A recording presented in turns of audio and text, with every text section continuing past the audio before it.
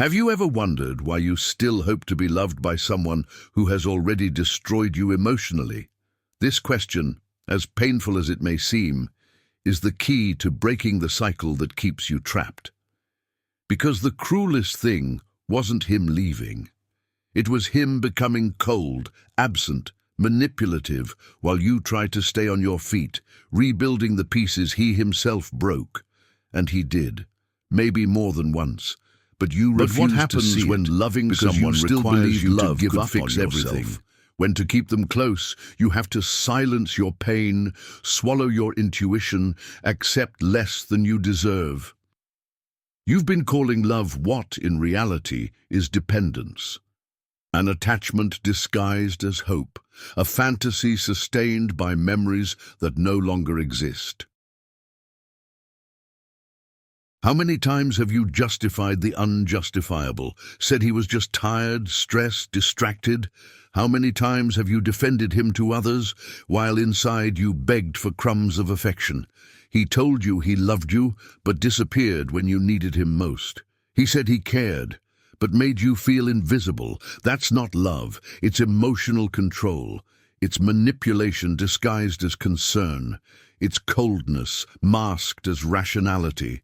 He makes you feel like everything is your fault, that you're overreacting, that you feel too much, and little by little you start to doubt yourself. You wonder if you're crazy, if you're asking too much, if maybe you should try harder.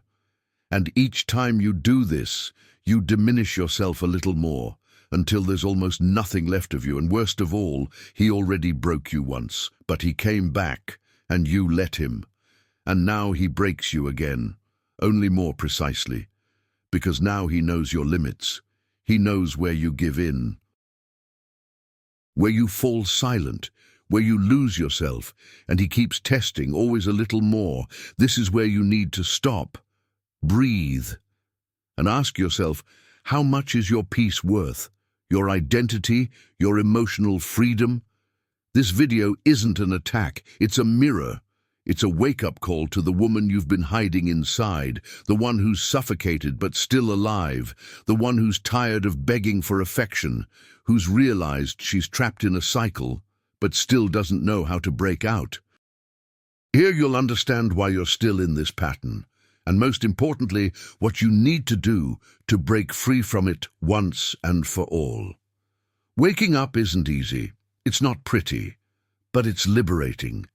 And maybe this is your moment, because if he's already broken you once, why are you still letting him continue? The silent cycle of repetition, when pain becomes routine. You don't notice the beginning. It's never obvious.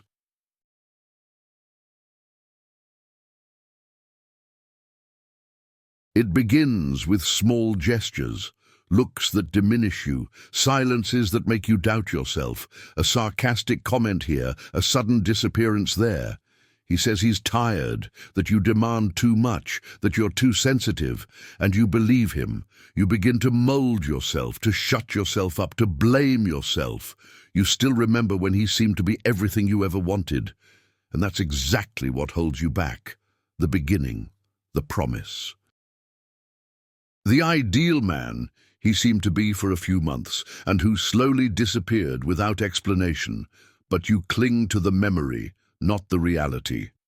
And that's why you stay, because you think that man is still there, hidden behind the coldness. But he isn't. The cycle of a destructive relationship doesn't scream at first, it whispers. It gently isolates you, makes you distrust your own perceptions. And the most perverse thing is that often he's not overtly violent. He's passive-aggressive. He uses silence as a weapon, indifference as punishment, emotional manipulation as a method.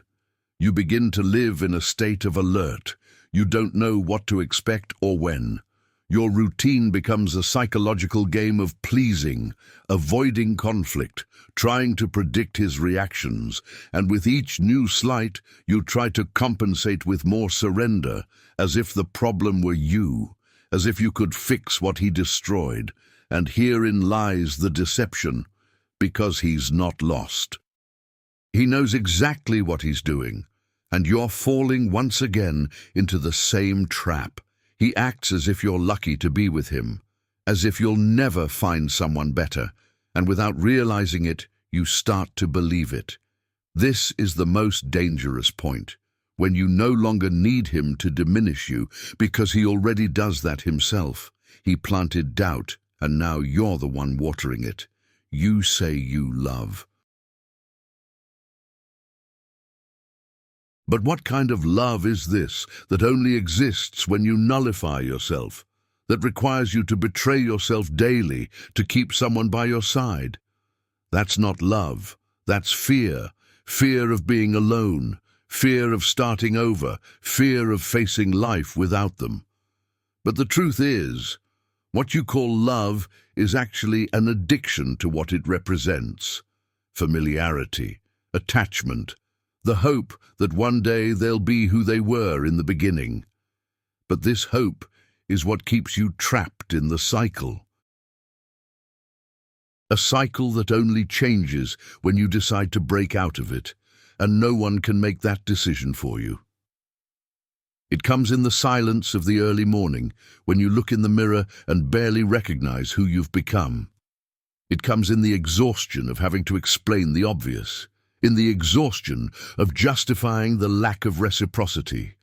It comes when you finally understand, loving someone who breaks you is abandoning yourself every day. And if you continue in this cycle, it will repeat itself. Not because of bad luck, but because you're allowing it.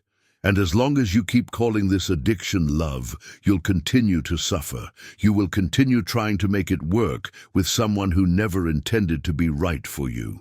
The question is, how long will you allow yourself to be a piece when you were born to be whole? The invisible root of emotional dependence. When love becomes survival, you don't depend on him. Not financially, not physically, but emotionally. He became an anchor disguised as a safe haven. And the scariest thing about all of this is that at some point you began to confuse pain with presence. You grew accustomed to the discomfort. His silence became routine. His absence became a distorted form of companionship, and the emptiness took on his name.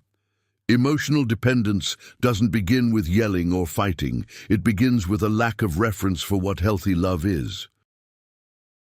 It starts way back, perhaps in childhood, when you were taught that to be loved you had to deserve it. You had to please. You had to be perfect. And today, without realizing it, you repeat that. You think that if you do everything right, he'll see your worth.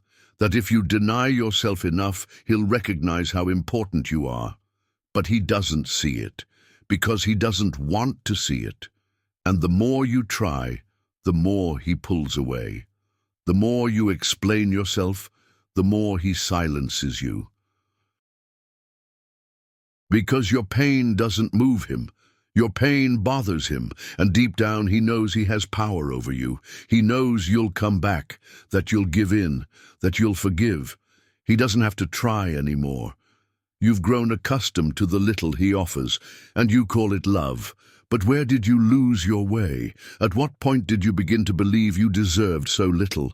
Maybe it was that first time he disappeared, and you thought it was your fault. Or when he emotionally betrayed you and you blamed yourself for not being good enough. And this thought grew stronger, contaminating your perception, eroding your self-esteem. You began to measure your worth by how he treated you. If he paid attention to you, you felt alive. If he ignored you, you felt invisible, and you began to live according to how he woke up that day, how he chose to behave, as if your emotional state were tied to his mood. This isn't love, this is emotional imprisonment.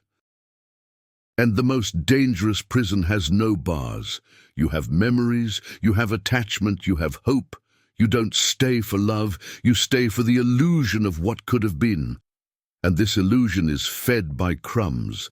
by isolated moments that you romanticize, trying to justify a whole that destroys you.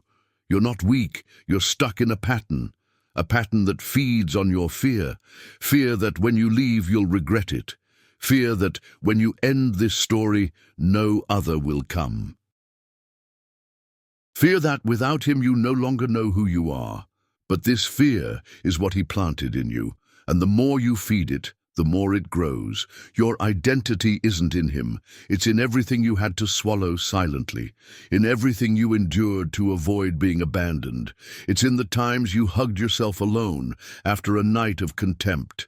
It's in the strength you don't see, but that has sustained you this far.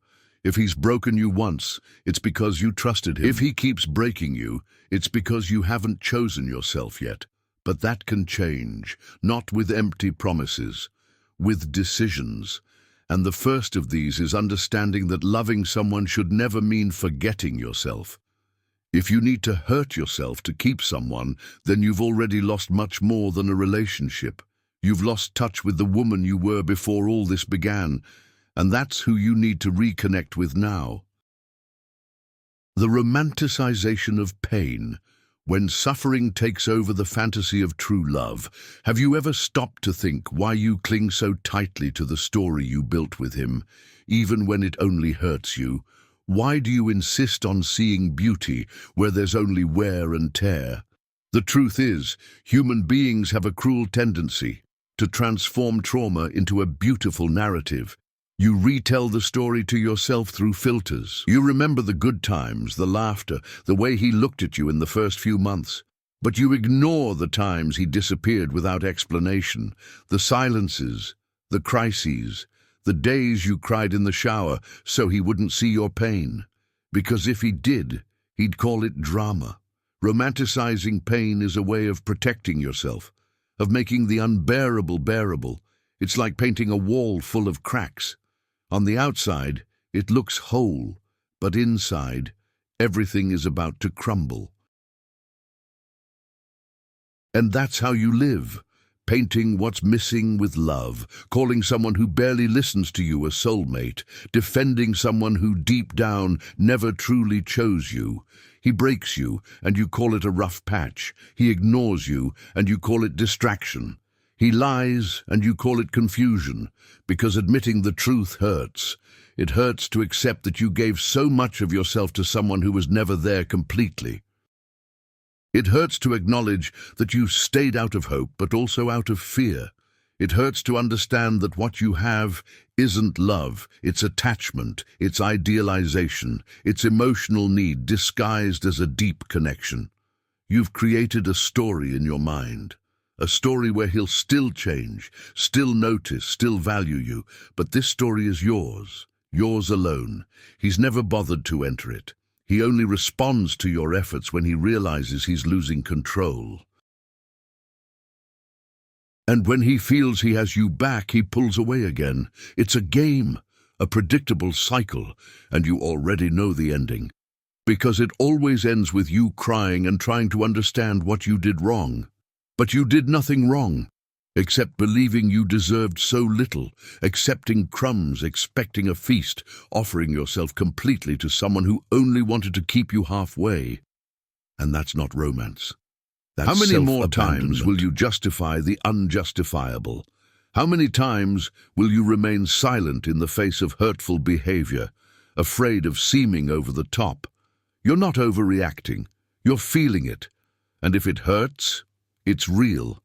And if it hurts constantly, it's not love. It's not normal to live in constant anxiety. It's not normal to need to prove yourself all the time. It's not normal to love someone out of fear of being discarded.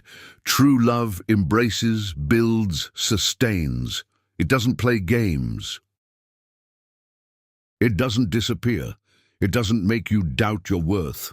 The problem is that you were taught that love requires sacrifice, that those who love endure, that relationships are truly difficult, and you internalize this as if it were law.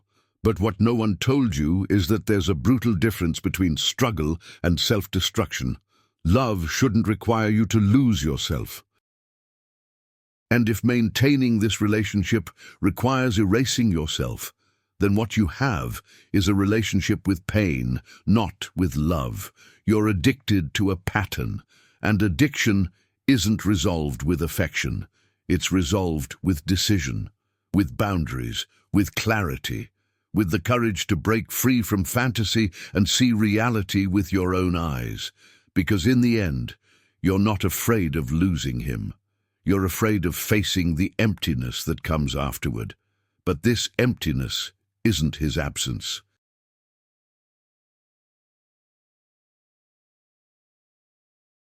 It's the absence of yourself, who long ago distanced yourself to try to keep him close. The choice to come back to yourself, when breaking up is the deepest act of self-love. You've spent too much time trying to understand what he feels, what he wants, what he thinks when he disappears, what he meant by that silence. Perhaps for the first time, it's time to reverse the question. What about you? What do you want? What do you feel? What have you allowed? Coming back to yourself is a painful process because it requires breaking with everything you were taught to swallow. You learn to please, to expect, to justify. You learn to measure your worth by the other person's approval. And today, you're constantly wondering why it's so hard to leave a relationship that hurts you. It's hard because it has become an extension of your identity. You're not just trying to maintain a relationship. You're trying to maintain the version of yourself that believed you needed him to be whole. But no one completes you because you've never been incomplete. You were taught to shrink yourself to fit in, to mold yourself to be accepted, to love out of fear of loss. That's not love, it's conditioning. And breaking up isn't just about leaving someone, it's about rescuing yourself. A breakup doesn't begin when you say it's over. It begins much earlier, the moment you stop justifying, when you realize you no longer need to wait for change, when you understand that a lack of respect will never be balanced by promises. A real breakup begins in silence, in exhaustion, in the intimate decision that you deserve more. And here's the truth you may never have heard. You can walk away even when you love. Love isn't a prison. Love without reciprocity is pain, not a bond. And you can love and still walk away, because self-love must at some point speak louder than neediness. The healing process isn't quick. You'll have emotional relapses. You'll doubt your decision. You'll want to go back, ask for another chance, believe in another promise. But deep down you know that going back is abandoning yourself again. You know that giving another chance isn't about him. It's about your difficulty letting go of what no longer serves you. And as much as it hurts, staying hurts more. You need to stop romanticizing returns that only bring the same pain. Life won't wait for you to heal, to show you the next step. Sometimes you have to act even with your heart in pieces, because in the end, what saves you isn't the other person. It's the choice to come back to yourself, to listen to yourself, to look at yourself with compassion and say, I don't deserve this. I never did. You'll have to face loneliness. You'll have to relearn how to sleep without that "did you get there okay?" message that often didn't even come. You'll have to rebuild your routine, your self-esteem, your plans. But what you gain is infinitely greater than what you lose. You gain back the right to be yourself, to breathe in peace, to not have to beg for presents, to love without having to hurt yourself. And when this new version of you begins to blossom, you'll understand that you haven't lost anything.